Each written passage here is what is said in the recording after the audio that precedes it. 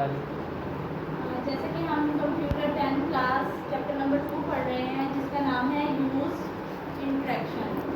Interaction user या user interaction?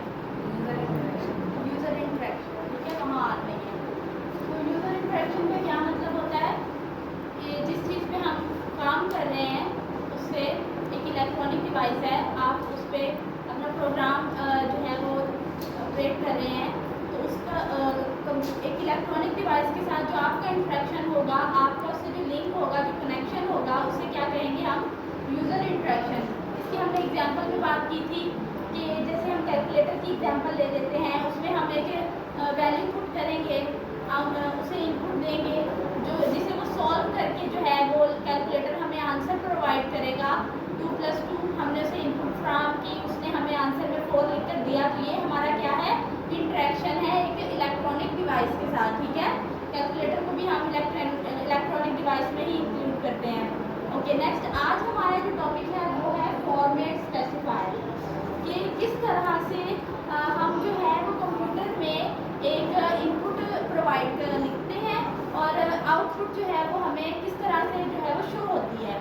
मतलब हम क्या राइट करते हैं और कंप्यूटर जो है वो हमें क्या शो कराता है या हम क्या देख पाते हैं, ठीक है। हमें आंसर जो है वो किस फॉर्म में राइट हुआ मिलता है। जैसे कि हमने इससे पहले बात की कि कंप्यूटर जो है वो ह्यूमन लैंग्वेज को अंडरस्टैंड नहीं करता, ठीक है। कंप्यूटर की अपनी एक लैंग्वेज होती है जिसमें वो मुख्तलिफ किस्म के कोड्स का इस्तेमाल करता है। हमने अपने प्रीवियस चैप्टर में उन कोड्स को भी पढ़ा है, उनकी डाटा टाइप्स को भी हमने पढ़ा है, ठीक है।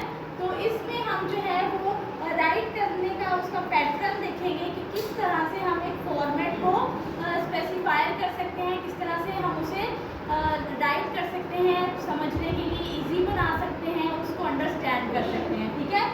अच्छा, अब जो हम फॉर्मेट राइट हमने जो इससे पहले हमने जो फॉर्मेट राइट किया था उसमें हमने क्या किया था? प्रिंट एफ का यूज़ किया था, ऐसे ही है। कल हमने जो लेक्चर हमने पढ़ा था उसमें हमने प्रिंट एफ ब्रैकेट इस्तेमाल किए थे, ठीक है। उसी से नेक्स्ट जो है ये प्रोसेस जो है वो आगे से स्टार्ट होगा, मतलब ये अलग से कोई टॉपिक नहीं है, ये उसी का एक हिस्सा है। आधा हमने कल पढ़ा था, उसी से नेक्स्ट जो है वो हम आज स्टार्ट कर रहे हैं, ठीक है। उसमें हमने क्या किया था? प्रिंट एफ और ब्रैकेट का इस्तेमाल किया था, ठीक है। अब नेक्स्ट हम जो है वो कैसे करेंगे? प्रिंट एफ ब्रैकेट और ब्रैकेट के अंदर हमने जो है वो अपना मैसेज राइट किया था जो हमें स्क्रीन पे शो होता है। जैसे उसमें हम किसी चीज़ की वेरिएबल्स राइट कर सकते हैं, हेलो वर्ल्ड हमने राइट किया, या वेरिएबल की वैल्यू राइट कर सकते हैं, जैसे ये इक्वल टू 5, तो हमने 5 राइट किया। इसी तरह आज जो है वो हम उससे नेक्स्ट पढ़ेंगे फॉर्मेट स्पेसिफायर में हम कौन सा साइन यूज़ करते हैं। ये कहाँ से स्टार्ट होता है? परसेंटेज से, ठीक है। इसमें हम परसेंटेज लिखते हैं, use D whose data type integer. अच्छा, इंटीजर की डाटा टाइप क्या पढ़ी थी हमने? मतलब उसके लिए हम क्या यूज़ करते हैं? आई यूज़ करते हैं। आप आई भी यूज़ कर सकते हैं, आप डी भी यूज़ कर सकते हैं उसे राइट करने के लिए, ठीक है। डी हम यहाँ जो है वो डी राइट कर रहे हैं। अच्छा, पहले हमने वही हम प्रीवियस एग्जांपल को देख लेते हैं। हमने प्रिंट एफ ब्रैकेट फिर इन्वर्टेड कॉमास और उसमें हमने क्या लिखा है? Hello world. और हमारा मैसेज जो हमें स्क्रीन पे शो हो रहा है, ये जो पूरा वर्ड है ना, ये कंप्यूटर की लैंग्वेज है। हमें जो शो हो रहा है वो सिर्फ हमारा मैसेज है हेलो वर्ल्ड, ठीक है। अच्छा, अब कंप्यूटर को अंडरस्टैंड करने के लिए, उसे समझाने के लिए हम जो है वो इस तरह कोड इस्तेमाल करते हैं, लेकिन जो मैसेज हमें शो होगा वो सिर्फ वही वेरिएबल्स होंगी जिन्हें हम अंडरस्टैंड कर सकते हैं, ठीक है। नेक्स्ट है integer a is equal to 5, मतलब ये हमने एक वेरिएबल है उसकी वैल्यू राइट की हुई है। अब हम नेक्स्ट जो है वो इस वैल्यू को पुट करके देखते हैं कि हम किस तरह से इस पूरे कोड में जो है ये वैल्यू पुट कर सकते हैं, ठीक है। प्रिंट एफ वही सारा जो है वो हमने इसमें एक पहले हमने वेरिएबल पुट कर दिया है, उसके बाद वही पूरी एक्सप्रेशन राइट करके हमने उसमें क्या किया है? ये जहाँ पे आपको परसेंटेज का साइन नजर आएगा, इसका क्या मतलब है? ये फॉर्मेट स्पेसिफायर है, ठीक है। और जहाँ डी लिखा होगा उसका क्या मतलब है? कि हम ये इंटीजर की डाटा टाइप यूज करें, मतलब जहाँ पे भी डी लिखा होगा आपको समझ आ जाना चाहिए ये क्या है? इंटीजर है, इंटीजर का इस्तेमाल हो रहा है, ठीक है। जिसमें हमने पढ़ा था कि हम अल्फाबेट्स राइट कर सकते हैं, वेरिएबल्स जो है वो भी राइट कर सकते हैं और डिजिट्स भी राइट कर सकते हैं, ऐसे ही है ना। ओके, नेक्स्ट मैंने जो वैल्यू लिखी हुई है उसमें हम इंटीजर को ही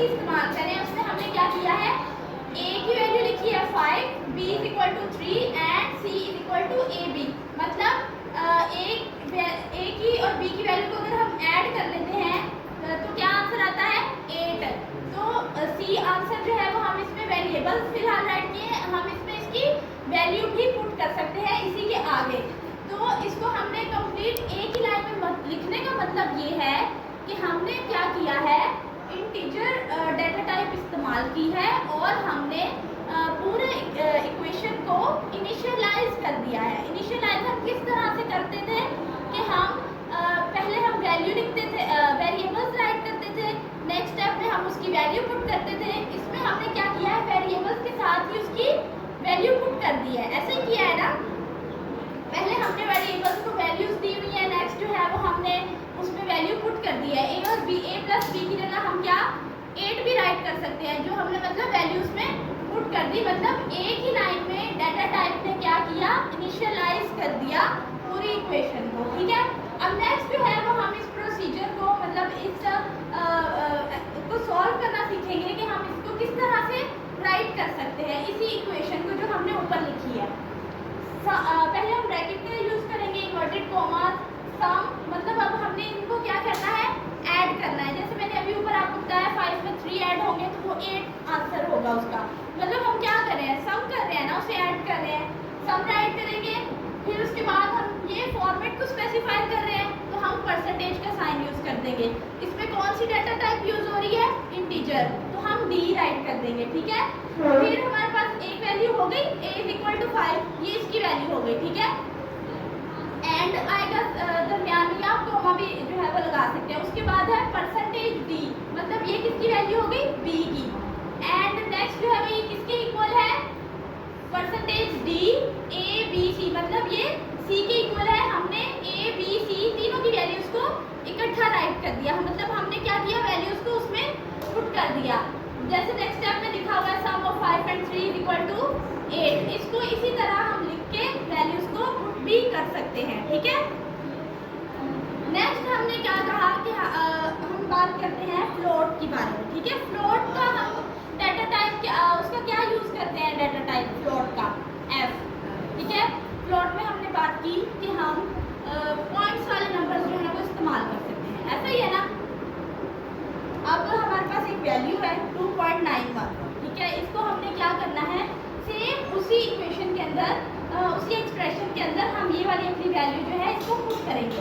प्रिंट एफ लगाएंगे, सबसे पहले उसमें ब्रैकेट यूज करेंगे, इन्वर्टेड कॉमा राइट करेंगे, मतलब हम इस फॉर्मेट स्पेसिफायर यूज कर रहे हैं, परसेंटेज का साइन होगा, और फ्लोट डाटा टाइप यूज कर रहे हैं तो हम क्या लिखेंगे, एफ लिख देंगे। हम इंटीजर डाटा टाइप इस्तेमाल नहीं कर रहे, उसमें तो पॉइंट आता ही नहीं है, हम फ्लोट की बात कर रहे हैं जिसमें पॉइंट्स वाले डिजिट्स हम इस्तेमाल कर सकते हैं। तो हम क्या राइट करेंगे, एफ राइट करेंगे। अब हमारे पास जो नेक्स्ट वैल्यू आएगी ना, वो मैंने उसके आगे ही राइट की हुई है 2.910000। मतलब अब आप देखेंगे कि ये वैल्यू तो हमारे पास 2.91 थी, इसमें 4 zeros की एडिशन क्यों हुई, मतलब हमने 4 zeros क्यों राइट किए हुए हैं, तो वो इसलिए हुए हैं फ्लोट डाटा टाइप की ये रिक्वायरमेंट है उसमें, मतलब ये उसका तरीका है इस तरह का कि जब हम एक वैल्यू राइट करते हैं उसके 6 डिजिट्स होते हैं। ठीक है, जब पॉइंट के बाद वो 6 डिजिट्स को काउंट करता है। हमारे पास तो पॉइंट के बाद सिर्फ 2 ही डिजिट्स है ना, जब हम उन डिजिट्स को कंप्लीट नहीं कर पाते, जब हमारे पास वो डिजिट्स कंप्लीट नहीं होते, तो कंप्यूटर क्या करता है, ऑटोमेटिकली उसके साथ जो है वो 0 ऐड कर देता है। ठीक है, तो 6 डिजिट्स को इसने पूरा करने के लिए 4 zeros ऐड किए और 2 बाकी की वो वैल्यूज थी 9 और 1, ऐसे ही है।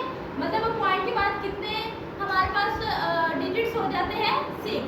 तो फ्लोट डाटा टाइप में वो 6 डिजिट्स उसने हर हाल में कंप्लीट करने होते हैं। ओके, तो फिर हम इसको अपनी वैल्यू सही राइट करने के लिए, सही हम वैल्यू लाने के लिए क्या करेंगे, एफ के साथ 2 राइट कर देंगे। मतलब पॉइंट के बाद जितनी वैल्यूज रिक्वायर होगी वो नंबर जो है, वो डिजिट जो है वो हम एफ के साथ राइट कर देंगे।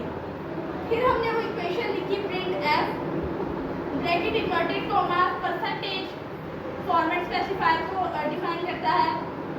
एफ के साथ हमने क्या लगा दिया है, 2 लगा दिया है। तो अब जो हमारे पास वैल्यू आएगी वो क्या होगी, 2.91। मतलब हमने जो सही हमारी वैल्यू थी वो हमने फाइंड कर ली है। ठीक है, ओके क्लास, आज का लेक्चर इतना ही था, बाकी इंशाल्लाह